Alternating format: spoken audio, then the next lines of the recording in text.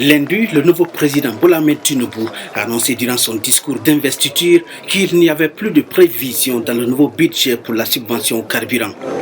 Il n'a donné aucun calendrier, ni plus de détails sur cette décision politique majeure, provoquant ainsi des achats de panique dans le pays. If I thought there is a project of removing it, s'il y avait un plan pour supprimer la subvention au carburant, il devrait d'abord en concerter avec le peuple et ensuite faire les choses à l'amiable.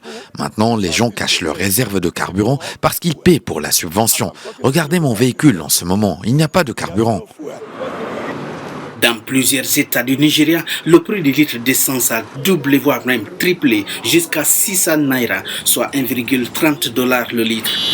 Jusqu'à lundi matin, avant le discours de Bola Tinubu, le litre d'essence se vendait à 185 naira, le prix officiel.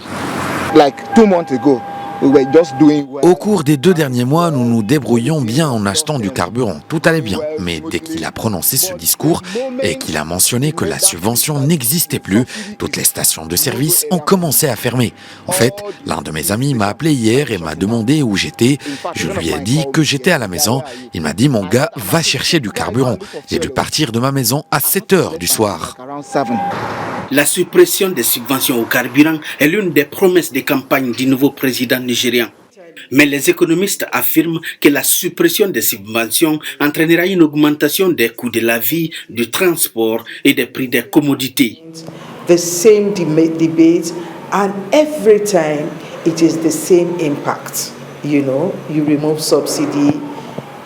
C'est le même débat à chaque fois et à chaque fois le même impact. Vous supprimez les subventions d'un côté, vous augmentez le coût de la vie de l'autre, vous augmentez l'inflation, les emplois sont perdus et vous créez plus de pénuries dans certains aspects de la vie.